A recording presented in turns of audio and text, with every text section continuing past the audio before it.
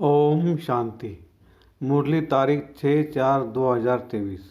मीठे बच्चे, ऐसी कोई गफलत मत करो जिससे माया को थप्पड़ लगाने का चांस मिले। अगर श्रीमत पर नहीं चलेंगे तो माया थप्पड़ मार मुंह फेर देगी।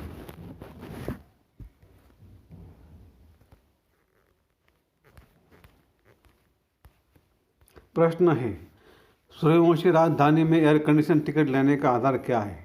वह किन्हें प्राप्त होती है? उत्तर, सूर्यवंशी राजधानी में एयर कंडीशन टिकट लेने के लिए हर कदम श्रीमत पर चलना पड़े, अपना सब कुछ बाप पर अर्पण करना पड़े। जो पूरे अर्पण होते हैं वही साहूकार बनते हैं। सूर्यवंशी राजधानी है ही एयर कंडीशन। तुम्हारी एम ऑब्जेक्ट ही है सूर्यवंशी पद प्राप्त करना, बाकी नंबरवार पद तो है ही। गेत है, वह बड़ा खुशनसीब है। ओम शांति। इस गीत के अर्थ को तुम ब्राह्मण कुलभूषण बच्चे ही जानते हो। अभी तुम बच्चे हो, ब्राह्मण संप्रदाय फिर दैवी संप्रदाय बनेंगे। बच्चों को बाप बड़े समझाते हैं, जबकि बेहद का बाप सम्मुख है और उससे बेहद का वर्षा मिल रहा है। बाकी और क्या चाहिए? भक्ति मार्ग कब से चलता है यह भी कोई को पता नहीं। भक्ति मार्ग वाले भक्त भगवान को अथवा ब्राइडग्रूम को याद करती है, परंतु वंडर यह है बाप जानते हैं नहीं। ऐसा कब देखा? सजनी साजन को नहीं जाने तो याद कैसे करें सके? भगवान तो सबका बाप ठहरा। बच्चे बाप को याद करते हैं, परंतु पहचान बिगड़ याद करना सब व्यर्थ है। इसलिए याद करने से कोई फायदा नहीं निकलता। याद करते करते कोई भी उस एम ऑब्जेक्ट को पाते नहीं हैं। भगवान कौन है, उससे क्या मिलेगा, कुछ भी नहीं जानते। इतने सब धर्म है, क्राइस्ट, बौद्ध आदि प्रिसेप्टर अथवा धर्म स्थापन करने वालों को उनके फॉलोअर्स याद करते हैं, परंतु उनको याद करने से हमको क्या मिलना है कुछ भी पता नहीं है। इससे तो जिस्मानी पढ़ाई अच्छी है। एम ऑब्जेक्ट तो बुद्धि में रहती है ना। बाप से क्या मिलता है, टीचर से क्या मिलता है वह समझ सकते, गुरु से क्या मिलता है यह कोई भी नहीं समझ सकते। अब तुम बच्चों को निश्चय हुआ है कि हम बाप के बने हैं। बाबा हमको 5000 वर्ष से पहले मुआफिक आ करके स्वर्ग का मालिक बनाते हैं अथवा शांति धाम का मालिक बनाते हैं। बाप कहते, लाडले बच्चों तुम मुझसे अपना वर्षा लेंगे ना? सब कहते, हाँ बाबा क्यों नहीं लेंगे। अच्छा, चंद्रवंशी रामपद पाने में राजी होंगे? तुमको क्या चाहिए? बाप सौगात ले आए हैं। तुम सूर्यवंशी लक्ष्मी को वरेंगे और चंद्रवंशी सीता को। श्री राम के पुजारी श्री कृष्ण का नाम सुनना नहीं चाहते हैं। श्री राम को त्रेता में, श्री कृष्ण को द्वापर में ले गए हैं। वह समझते राम बड़ा है, यह उन लोगों का आपस में झगड़ा हो जाता है जैसे छोटे बच्चों का झगड़ा होता है ना। बाप बड़े समझाते वो जैसे कल पहले समझा था फिर से समझा रहे हैं। तुम फिर से आकर वर्षा ले रहे हो। तुम्हारी एम ऑब्जेक्ट ही है वेद का वर्षा लेने की। वह है सूर्यवंशी राज्य पद, सेकंड ग्रेड है चंद्रवंशी। जैसे एयर कंडीशन से कुछ होता नहीं है। Air condition first class second class होता है ना, तो सत्युग की पूरी राजधानी एयर कंडीशन समझो, फिर है फर्स्ट क्लास। तो बाप कहते तुम एयर कंडीशन का सूर्यवंशी राज्य लेंगे और चंद्रवंशी फर्स्ट क्लास का। उससे भी कम तो फिर सेकंड क्लास में नंबरवार सवारिस बनो, फिर तुम पीछे पीछे आकर राज्य पाएंगे। नहीं तो थर्ड क्लास प्रजा, फिर उनमें भी टिकट रिजर्व होती है। First class reserve, second class reserve, नंबरवार दर्जे तो होते हैं ना। सुख तो वहाँ है ही, बाकी कंपार्टमेंट तो अलग अलग है। साहूकार आदमी टिकट लेंगे एयर कंडीशन की। तुम्हारे में साहूकार कौन बनते हैं? जो सब कुछ बाप को दे देते हैं। बाबा यह सब कुछ आपका है। भारत में महिमा गाई हुई, सौदागर, रत्नाकर, जादूगर, यह महिमा है बाप की, न कि श्री कृष्ण की। श्री कृष्ण ने तो वर्षा लिया, सत्युग में प्रारब्ध पाई, वह भी बाप का बना। प्रारब्ध कहीं से तो पाइन होगी ना। लक्ष्मी नारायण सत्युग में प्रारब्ध भोगते हैं। अब तुम बच्चे अच्छे जानते हो, जरूर उन्होंने पास्ट में प्रारब्ध बनाए होंगे ना। भारत की महिमा बहुत है। भारत जितना ऊंच देश कोई हो नहीं सकता। भारत ही परमपिता परमात्मा का बर्थ प्लेस है।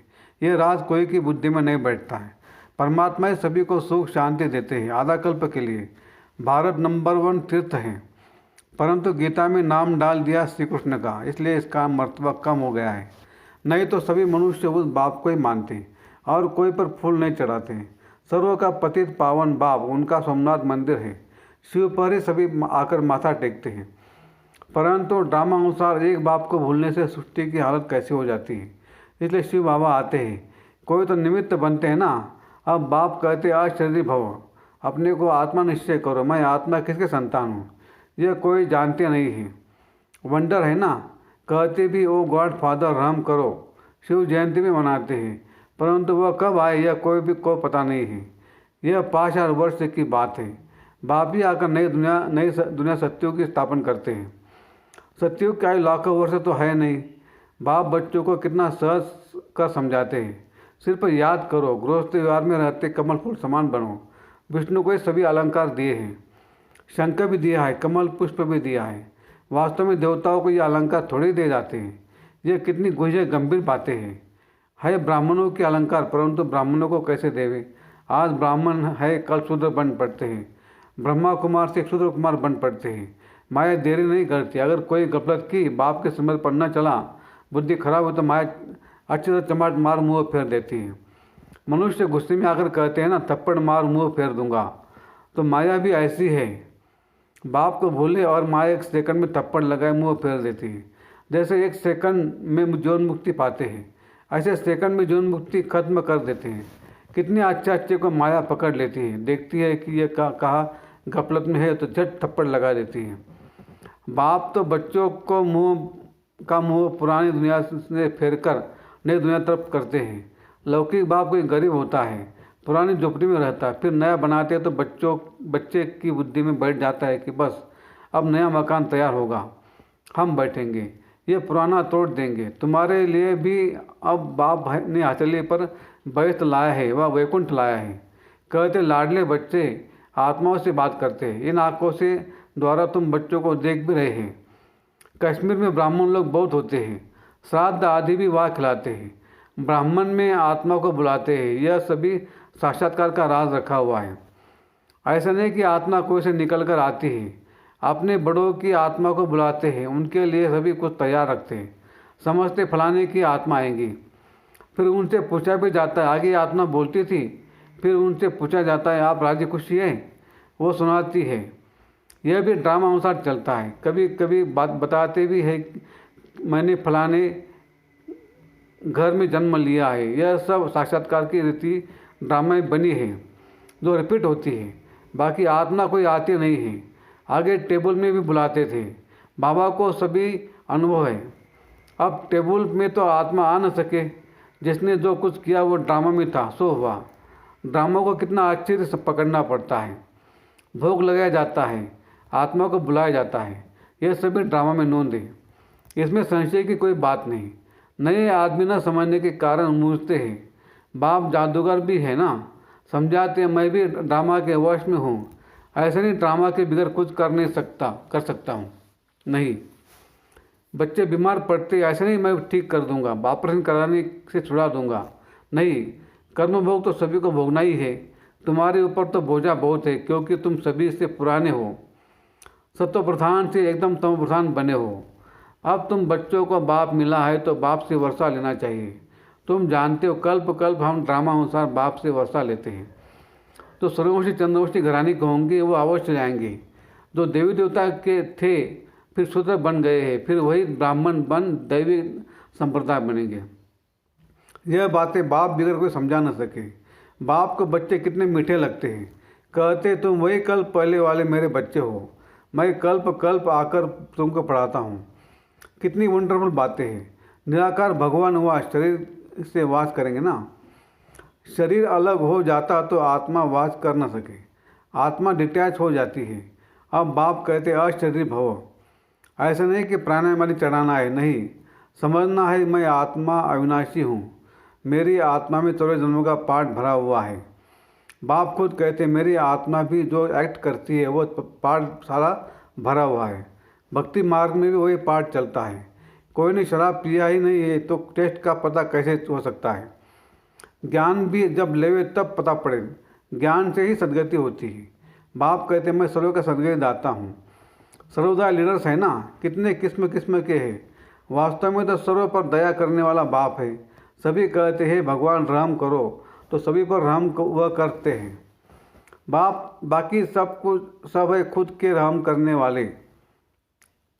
बाप तो सारी दुनिया को सत्व प्रधान बनाते हैं, उसमें तत्व भी आ जाते हैं। यह काम एक परमात्मा का ही है। तो सर्वदया का अर्थ कितना बड़ा है। एकदम सर्व पर दया कर देते हैं। स्वर्ग की स्थापना में कोई भी दुख नहीं होता है। वहाँ नंबर 1 फर्नीचर, वैभव आदि मिलते हैं।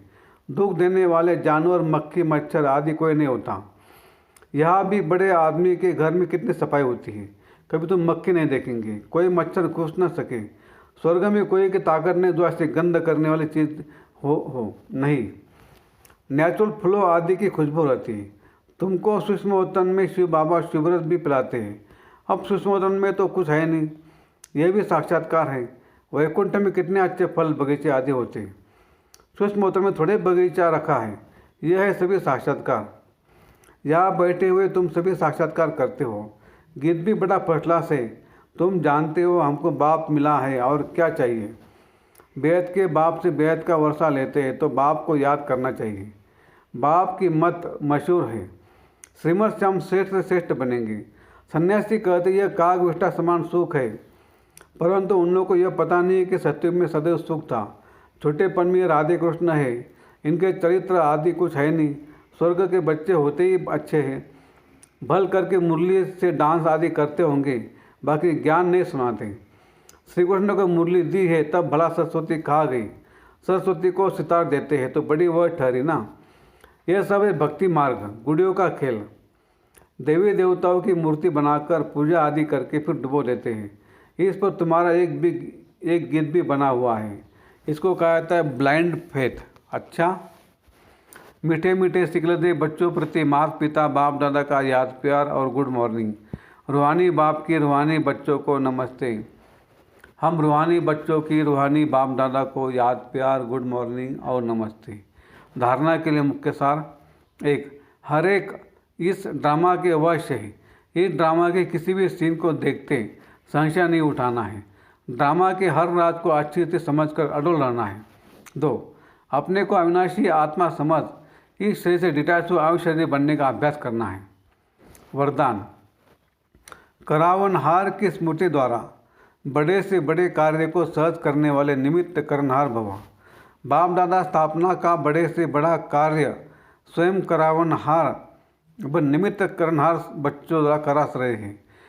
करावनहार इस शब्दों में बाप और बच्चे दोनों कंबाइंड हैं। हाथ बच्चों का और काम बाप का। हाथ बढ़ाने का गोल्डन चांस बच्चों को ही मिला है, लेकिन अनुभव ये करते हो कि कराने वाला करा रहा है, निमित्त बनाए चला रहा है। हर कर्म में करावनहार के रूप में साथी है। स्लोगन: ज्ञानी तो आत्मा वह है जो अर्जी डालने के बजाय सदा राजी रहे। अच्छा, ओम शांति शांति शांति। शुक्रिया बाबा, शुक्रिया आपका, लाख लाख शुक्रिया। Have a nice day.